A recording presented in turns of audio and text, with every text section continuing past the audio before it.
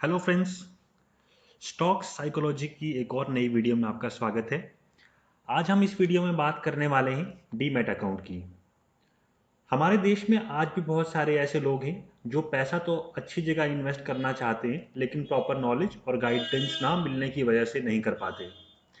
ये वीडियो उन लोगों के लिए है जिन्होंने अपना डीमैट अकाउंट अभी तक ओपन नहीं किया या जिन्हें ये पता नहीं कि डीमैट क्या है।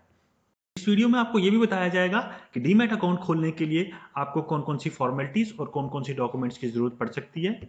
डीमैट अकाउंट ओपनिंग बिल्कुल फ्री है और इसे ओपन करने में उतना ही टाइम लगता है जितना कॉफी या मैगी बनाने में लगता है। डीमैट अकाउंट ओपनिंग के लिए हमें किसी भी ऑफिस या किसी भी साइबर कैफे जाने की जरूरत नहीं है। इसे हम अपने मोबाइल से ही सिर्फ 10 मिनट में ओपन कर सकते हैं। डीमैट यानी कि डीमटेरियलाइजेशन, जिसका मतलब है फिजिकल शेयर्स को इलेक्ट्रॉनिक शेयर्स में कन्वर्ट करना। इंडिया में डीमैट अकाउंट सिस्टम 1996 में शुरू हुआ। 1996 से पहले शेयर्स में इन्वेस्ट करना बहुत ही कम्प्लेक्स प्रोसेस था, जिसमें बहुत सारा पेपर वर्क होने की वजह से बहुत टाइम वेस्ट हो जाता था और बहुत ज़्यादा पेपर वर्क होने की वजह से डीमैट अकाउंट ओपनिंग में तकरीबन 20 से 25 दिन भी लग जाते थे। Demat accounts are required to hold shares in electronic form instead of paper work. Demat account के और भी बहुत सारे फायदे हैं, जैसे eliminates the risk of paper based share certificate. 1996 से पहले जब भी हम किसी कंपनी के शेयर्स खरीदते थे तो वो कंपनी हमें एक फिजिकल शेयर सर्टिफिकेट प्रोवाइड करती थी जो हमसे कभी भी मिसप्लेस हो सकती थी। लेकिन अब डीमैट अकाउंट्स जो डीमटेरियलाइज्ड हैं, इलेक्ट्रॉनिक्स हैं, और उनकी वजह से ये जो शेयर्स हैं ये कभी भी मिसप्लेस नहीं हो सकते, हमेशा ही आपके डीमैट अकाउंट में रहते हैं। डीमैट का दूसरा benefit convenient share storage and transfer. बहुत ही आसान रहता है डीमैट अकाउंट से शेयर्स को ट्रांसफ़र करना। अगर आपने शेयर्स खरीदने हैं, शेयर्स बेचने हैं, तो डीमैट अकाउंट से आप इजीली कर सकते हैं। अगर कोई भी कंपनी बोनस दे रही है या स्टॉक स्प्लिट कर रही है तो वो आपके डीमैट अकाउंट में ऑटोमेटिकली अपडेट। आपने जहां भी अपना पैसा लगाया हो, चाहे वो शेयर्स हों, म्यूचुअल फंड्स हों, गोल्ड बॉन्ड्स हों, कहीं भी, वो सारी इंफॉर्मेशन आपके डीमैट अकाउंट में स्टोर रखी जाती है और डीमैट अकाउंट्स को एक्सेस करना बहुत ही आसान है।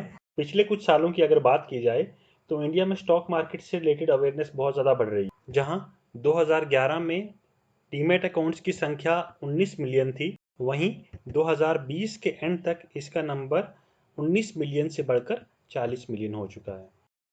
आइए अब ये जानने की कोशिश करते हैं कि हमें डीमैट अकाउंट की ज़रूरत क्यों पड़ती है। इसका पहला रीज़न है सेफ्टी। डीमैट अकाउंट में हमारे शेयर्स हमेशा सेफ रहते हैं और मिसप्लेस होने का कोई भी डर नहीं रहता। और जब भी हमारे डीमैट अकाउंट से कोई ट्रांजैक्शन हो, जब भी हम कोई शेयर्स खरीदते हैं या बेचते हैं, तो उसका मैसेज हमेशा हमारे ईमेल या फ़ोन नंबर पर आ जाता है। Second reason, it is important for trading. Demat account के बिना हम एक भी शेयर खरीद या बेच नहीं सकते। इसका थर्ड रीज़न है लोअर कॉस्ट। और fourth reason, many securities in a single umbrella. बहुत सारी सिक्योरिटीज़ जैसे कि हमारे शेयर्स, म्यूचुअल फंड्स और गवर्नमेंट बॉन्ड्स या गोल्ड बॉन्ड्स को हम अपने डीमैट अकाउंट के थ्रू मैनेज कर सकते हैं। अब एक नज़र उन रिक्वायरमेंट्स या डॉक्यूमेंट्स पर डालते हैं जिनका हमारे पास होना ज़रूरी है डीमैट अकाउंट खोलने के लिए। Email ID, mobile number, PAN card, Aadhaar card. और हमारा आधार कार्ड जो है वो मोबाइल नंबर से लिंक होना ज़रूरी है ताकि हमें उस पर ओटीपी आ सके। उसके बाद बैंक अकाउंट। और बैंक अकाउंट भी हमारा मोबाइल नंबर से लिंक होना चाहिए जिस पे हमें बैंक की तरफ से ओटीपी आ सके। Bank passbook, cancel cheque, bank statement, इन तीन चीज़ में से एक चीज़ होना भी ज़रूरी है। और अगर इन तीनों में से कुछ भी नहीं है आपके पास तो आप डिजी लॉकर ऐप का यूज़ कर सकते हैं। आधार, पैन और बैंक अकाउंट आपका ही होना चाहिए। आप किसी और का आधार नंबर, पैन कार्ड या bank account demat account open करने के लिए यूज़ नहीं कर सकते। आधार, पैन और बैंक अकाउंट आपका ही होना चाहिए। आप किसी और का आधार नंबर, पैन कार्ड या bank account demat account open करने के लिए यूज़ नहीं कर सकते। अगर आपके पास ये सब रिक्वायरमेंट्स हैं तो उसके बाद का नेक्स्ट स्टेप आता है ट्रेडिंग ऐप्स को चूज़ करना जो आप अपना डीमैट अकाउंट ओपन करने के लिए यूज़ करेंगे। ये ट्रेडिंग ऐप्स आपको आपके प्ले स्टोर पर आसानी से मिल जाएंगी। और ये सभी ट्रेडिंग ऐप्स या स्टॉक ब्रोकर ऐप्स रजिस्टर्ड होती हैं SEBI से, जिसका पूरा नाम securities and exchange board of India है। कुछ ट्रेडिंग ऐप्स के नाम मैं आपको बता देता हूँ, जैसे कि ग्रो, अपस्टॉक्स, जीरोधा, शेर Khan, Motilal Oswal, angel broking, HDFC securities, ICICI securities, Kotak securities. ये इंडिया की कुछ फेमस स्टॉक ब्रोकिंग ऐप्स हैं। इसमें से कुछ ऐप्स ऐसी भी हैं जिनका एनुअल मेंटेनेंस चार्ज बिल्कुल ज़ीरो है, जैसे कि ग्रो। और ग्रो में अकाउंट ओपनिंग भी बिल्कुल फ्री है। बाकी ऐप्स जैसे कि Upstox, Zerodha, Motilal Oswal, HDFC securities, ये आपसे आपके एनुअल मेंटेनेंस चार्ज भी करती हैं और साथ में आपसे अकाउंट ओपनिंग के चार्जेस भी लेती हैं।